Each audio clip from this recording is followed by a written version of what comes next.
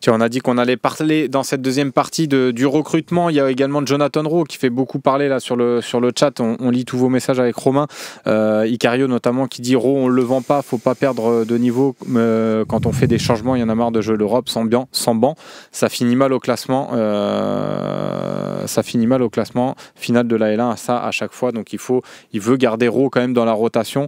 L'arrivée de Pekchao risque de mettre Rowe sur le banc. Il y en a qui ont vu aussi dans la célébration de Jonathan Rowe, qui n'a pas forcément célébré, un signe de je suis là et un signe un peu de mécontentement. Je pense que bon, il faut pas non plus s'inventer trop de vie là-dessus. Mais tiens, tu voulais un petit peu réagir peut-être sur Rowe par rapport à tous les messages qu'il y a. Son rôle déjà, parce que ça fait un peu écho à qu'est-ce qui manque au recrutement, parce qu'il va y avoir l'arrivée de Pekchao, Pekchao, je sais pas comment on dit. Je crois que c'est Pekchao. Ouais, Pekchao. Bon, on va essayer de le dire comme ça. C'est comme Højbjerg, on avait dit c'était Højbjerg, et puis finalement au fil de la saison. Højbjerg, voilà. Højbjerg. Moi j'aime bien Højbjerg. Pekchao, donc il y a Pekchao, il y a Aubameyang qui vont arriver. T'as déjà Gouiri, Gabriel nous dit Pekchao. Ouais, après c'est. Voilà. Déjà, Pekchao. Bon, Pekchao, on va essayer de respecter quand même la langue. On est dans Squid Game saison 3. Ça fait un peu ça, ouais. Pekchao. Eh ben écoute, donc il y a Pekchao qui arrive. Héros dans tout ça. Qu'est-ce qu'on en fait? Est-ce que tu penses qu'il va y avoir des offres qui vont arriver et qu'on va pouvoir le vendre, ou toi tu le gardes quand même dans la rotation? Tu penses que ça va être quoi le plan pour Jonathan Rowe? J'ai adoré le message que tu as lu qui dit il faut un banc, on le garde, on a besoin d'un banc. Je sais plus le nom de la personne qui nous a laissé ça. Je vais le retrouver aussi. C'est Icario, je crois. Icario, je t'invite à aller à la commanderie à la sortie de l'entraînement et d'aller voir Jonathan Rowe en lui disant reste s'il te plaît. Je traduis, stay please. Mais tu vas lui dire juste va sur le banc mais reste. Il va te dire mon pote, t'es gentil mais à un moment donné, s'il y a un club comme l'Atalanta qui lui propose une place de titulaire, tu vas être gentil avec ton banc de touche, il va te dire merci, au revoir. Qu'est-ce qu'on lui propose? Voilà. Moi, je pense que cette configuration avec un Pekchao, peut-être tu l'as, ça y est, c'est voilà.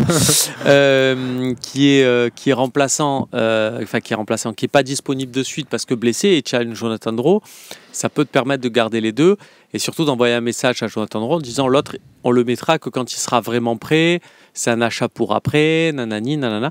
Ça peut-être être intéressant pour le convaincre lui de se dire je démarre avec ce truc-là à moi de faire ce qu'il faut.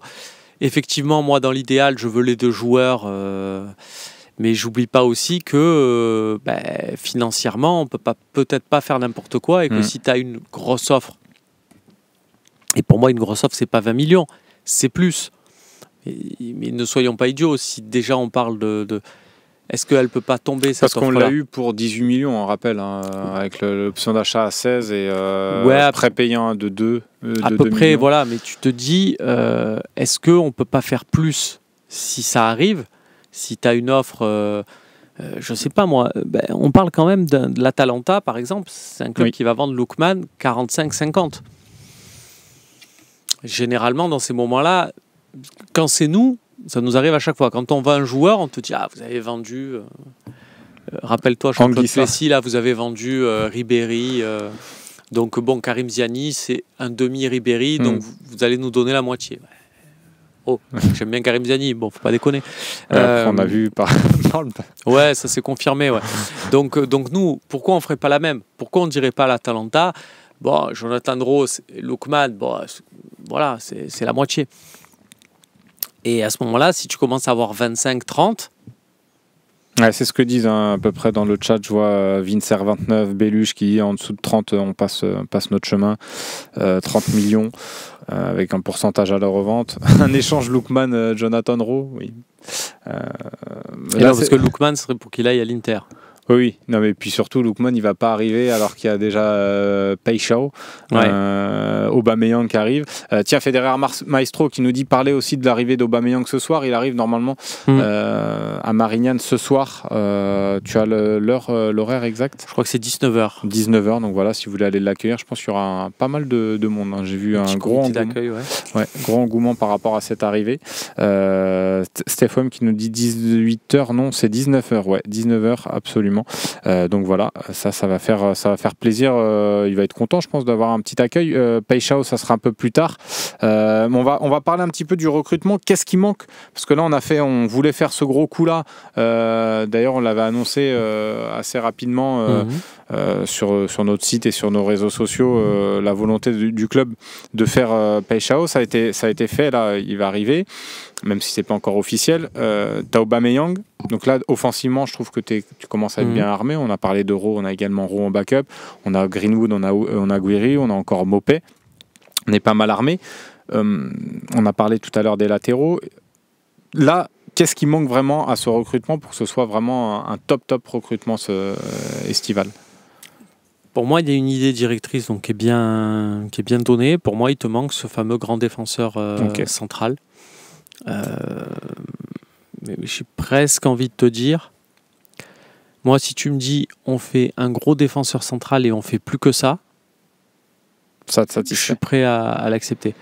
Et en considérant qu'Aubameyang et Paichon sont déjà là. Sont signés, ouais. Mais moi, si tu me dis, je reprends, je sais que c'est quasiment infaisable là, maintenant, vu les fenêtres qui se sont refermées, mais Evan Ndika. Ça aurait été. Tu me dis, il n'y a que Evan Ndika. Par contre, au milieu de terrain, tu vas devoir te débrouiller. Machin. Je m'en fous. Voilà. Après, je te dis ça, voilà, c'est purement théorique. Si tu n'as pas Ndika, que tu fais signer quelqu'un d'autre derrière, bon, pareil, donc petit truc, on en a parlé, Ismaël Bennacer, c'est toujours dans les tuyaux. L'idée, c'est peut-être qu'ils reviennent fin de mercato, une fois que vraiment Milan se dise on n'a plus le choix. Lui, on lui a demandé comme d'autres d'être patient, que la situation se débloque. Lui, il joue le jeu et ça, c'est quelque chose aussi auquel je suis sensible. C'est-à-dire que je ne dis pas, c'est pas la charité, parce que l'essentiel quand même pour un joueur à l'Olympique de Marseille, c'est qu'il soit bon. C'est pas qu'il ait envie d'eux ou qu'il fasse des efforts ou machin.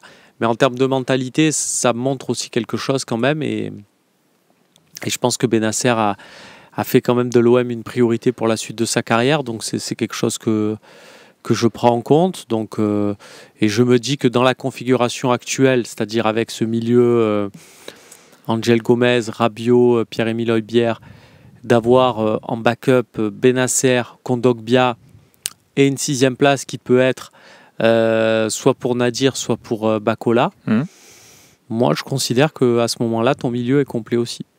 Est complet, et tu vois, si on compare, parce que c'est ça, on compare à ce qu'on avait la saison passée, avec, donc on rappelle qu'on avait à peu près le même milieu, finalement on a terminé avec le même milieu, juste Valentin Rongier en plus. Est-ce que avec ce milieu-là, tu te dis, j'ai un milieu plus fort que la saison passée, avec l'arrivée d'Angel Gomez en plus, et le départ de Rongier? Après, ça dépend, parce que ça va être tu vois, Angel Gomez a peut-être le mérite de répartir un peu plus les rôles. C'est une configuration différente, parce que l'an dernier, on a joué avec un Rabiot qui était plus offensif. Qui était plus offensif, entre guillemets, qui a été intégré. Pas oublier que Rabiot, il arrive en septembre, donc du coup, De Zerbi, il avait fait toute sa préparation avec un autre schéma. Qu'au final, il cherche un schéma en se disant, il faut que j'intègre et Rabiot et Højbjerg et Rongier avec d'autres caractéristiques, c'est-à-dire avec un Luis Enrique qu'il avait envie d'intégrer différemment, un Greenwood qui défendait pas comme il voulait, un Quentin Merlin. D'ailleurs, c'est très bien expliqué dans le sans rien lâcher, là, sans jamais lâcher. Oh, putain, je l'ai plus. Sans jamais rien lâcher. Sans jamais rien lâcher, voilà, on a tous les mots. Mais la série sur YouTube, il y a une séquence qui est très très bonne sur le match d'Auxerre où il explique en gros qu'il avait envie de mettre Rongier, mais il l'avait pas mis parce qu'il voulait cette option Quentin Merlin, et que c'est à partir de ce match-là qu'il s'est dit vas-y, oublie. qui nous fait dire aussi que Quentin Merlin a perdu sa place, pas parce qu'il a perdu le ballon sur le troisième but, mais parce qu'il n'avait pas appliqué avant ses consignes offensives. Tout ça pour te dire que il a dû s'adapter De Zerbi et qu'il n'a pas fait ce milieu-là. Et que cette année, donc tu pourrais te dire ça tombe mal pour Rongier parce que machin. Bon, c'est les aléas malheureusement du mercato. Mais tu as peut-être un Angel Gomez qui va peut-être plus faire le lien entre un Højbjerg défensif et un Rabiot offensif. Ok. À voir encore. Ok. Donc ouais, là, pour toi, si on se fait un point là aujourd'hui, en se disant que Peixao il va signer, qu'Aubameyang va signer, il te manque vraiment un gros défenseur central. Donc on a dit Ndika, ce serait peut-être le plus gros rêve. Le rêve. On a parlé aussi de Haggard, qui serait Haggard, quand même pas mal. ouais. Il y a eu Laporte, là tu vas pas reparler de Laporte. Après Haggard, je sais pas si c'est un bluff de la part de West Ham, mais des agents très proches de West Ham font quand même font courir un peu le bruit que cette année, il va avoir une vraie place pour Haggard à West Ham, qu'il y a des joueurs qui sont partis de West Ham, qui jouaient en défense centrale, qui sont partis à ce mercato, et que du coup, il ne revient pas en tant que titulaire, mais qu'il pourrait gagner sa place, que Graham Potter, qui est le nouvel entraîneur de West Ham là depuis quelques mois, et qu'il ne l'était pas quand Haggard est parti, pourrait être sensible à son profil. Enfin voilà, il y a ce truc aussi de dire il est loin d'être parti de West Ham et lui n'a pas forcément non plus envie de partir de West Ham. Donc ok. Compliqué. Ça sera affaire à suivre, mais ça semble un peu compliqué. Tiens, il y a Nico Amskas. Je vais répondre à sa question. Ndika contre Euro, est-ce que c'est possible un échange comme ça? Alors honnêtement, les échanges, je ne sais pas ce que tu en penses toi Romain, mais les échanges comme ça dans les mercatos, ça n'existe plus vraiment, échange de joueurs comme ça, de club à club. Alors ça existe, mais pour de mauvaises raisons, c'est-à-dire où tu les valorises très cher. Voilà. Pour ta comptabilité. Mais bon, dans ce cas-là, Ndika Ro, ça me paraît quand même, ça me paraît quand même impossible. Après, la question, c'est que si ça se présente, qu'est-ce que tu réponds, toi? Si vraiment ça se présente, je suis l'OM et on me propose un échange Ndika Ro, j'accepte. Ouais, je pense que j'accepte aussi. J'accepte. Je pense que tu as besoin. Je te rejoins. Moi, même si je pense aussi qu'il nous manquera un autre latéral plus fort que Garcia, je trouve que ta priorité aussi là doit être un défenseur central vraiment costaud au côté, même si voilà SCG et Egan Riley il a l'air pas mal, moi ça me suffit pas et je pense que vraiment Ndika c'est vraiment le profil de joueur qui me plairait vraiment. Ce serait dur parce que Ro ça reste un joueur de talent etc, mais je trouve que là tu t'es renforcé quand même sur ce poste. Tu as Aubameyang qui peut également pourquoi pas jouer à gauche. Moi, j'accepte quand même. J'accepte quand même ce deal, si jamais. Mais bon, ça y est, ça va pas se présenter. La deuxième coupure pub va être lancée. Merci à Marine de me le rappeler dans l'oreillette. Et puis, on va passer ensuite à la troisième partie, les appels. N'hésitez pas. Je crois qu'en plus... c'est parfait. Il y a déjà 2 appels en attente. On va attendre que la petite pub se termine. Tiens, Gen 7 TLWT qui nous dit Medina en centrale, c'est bien non. Il y en a beaucoup quand même qui pensent qu'il a été recruté pour jouer latéral gauche. Ça se prouve un petit peu sur cette prépa. Toi, t'es OK avec ça, Romain, j'ai l'impression. Moi, je pense que c'est quelque chose, il ne faut pas tirer de conclusion. Ça peut se... regarde l'exemple Quentin Merlin. On a passé une préparation. On s'est dit, Quentin Merlin, il va être là, il va monter au milieu et tout, hybride, nanani, nanana. Après, on a dit, il a disparu avec son match d'équipe de France. Non, il a disparu parce qu'il n'a pas appliqué ces consignes-là. Donc, si De Zerbi dit, je veux Medina là parce que je veux que quand on joue... Et c'est pas idiot de penser à Medina là-dedans. Pourquoi? Parce que tu as vu un peu le potentiel offensif qu'on a. Les 4 de devant, là. Ah, complètement. Donc, à un moment donné, il va falloir équilibrer l'équipe. Et pour équilibrer l'équipe, le secret, c'est peut-être d'avoir une défense très haute. Donc, d'avoir 3 défenseurs véloces, et si tu as Balerdi, Medina et un 3e qui correspond à ces caractéristiques, donc un Ndika, un Haggard ou un équivalent, bon, je pars du principe que c'est intéressant. Mais si jamais Medina n'applique pas ces consignes-là, De Zerbi, il va pas être plus idiot qu'un autre, il va pas s'enfermer avec un schéma, il va repenser la machine. Et je rappelle juste à certains messages, c'était un petit peu comme le tu préfères, ce qu'on a fait sur Andy Caro. Évidemment, ni Romain avons envie que Jonathan Rowe parte. Oui, il ne faut pas prendre au pied de la lettre. C'était un petit peu le jeu comme les tu préfères, parce que j'ai vu certains dire non, mais Rowe, vous êtes fou de le faire partir. Vous êtes fou vous, on peut vous rétorquer, vous êtes fou de ne pas vouloir faire venir Evan Ndika alors qu'on a cette opportunité-là. Voilà. C'est clair. La pub est terminée, on va passer aux appels tout de suite. C'est à vous la parole.